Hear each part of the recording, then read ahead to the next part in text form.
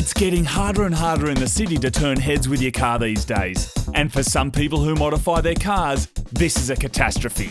So we decided to explore new waters. We jumped in the Audi S3 and headed 6 hours into the country, and we're taking our Ford Meteor with us. We'll be seeing if it's possible to turn heads in a country town with nothing more than a $900 car and a tiny budget for mods.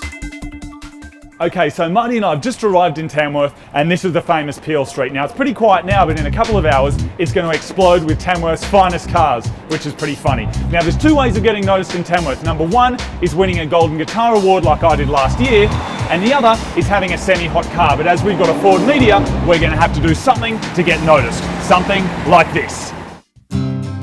If you want to turn heads but you've got no cash, a sub is the best solution. We found this ugly one on eBay for $50.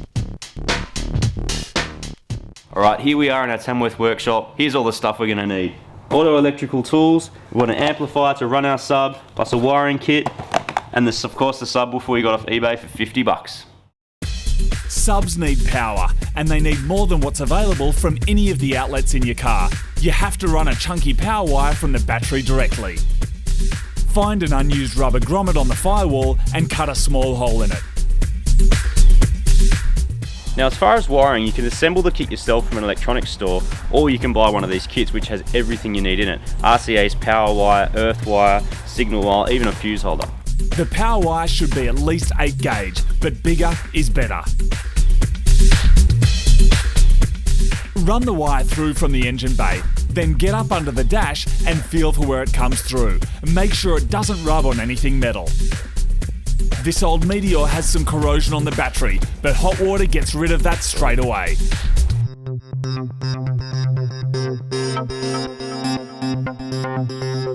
Connect a ring terminal to the power wire so you've got a secure way of attaching the power wire to the battery.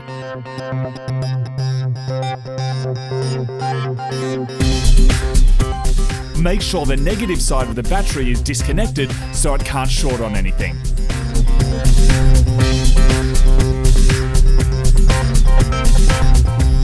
Putting a fuse in line will prevent the battery from being short-circuited.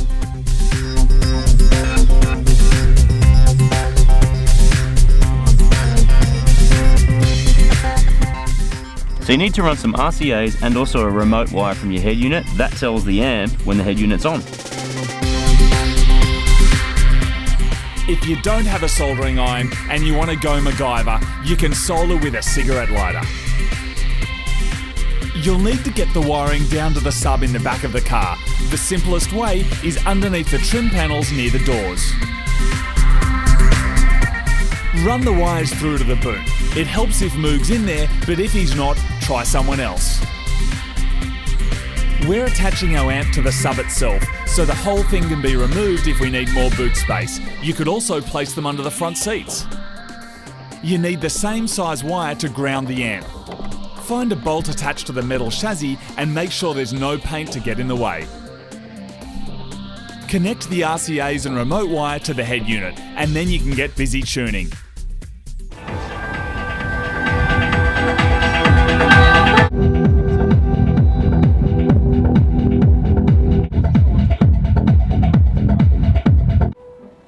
With the sub installed, we now eagerly await the sun going down over Tamworth so we can do our run down Peel Street and see just how many heads we turn.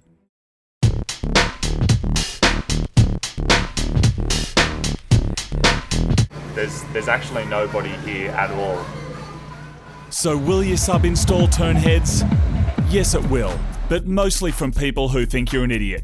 But tuned properly and run at the right volume, it's a great addition to your car's stereo for not much cash.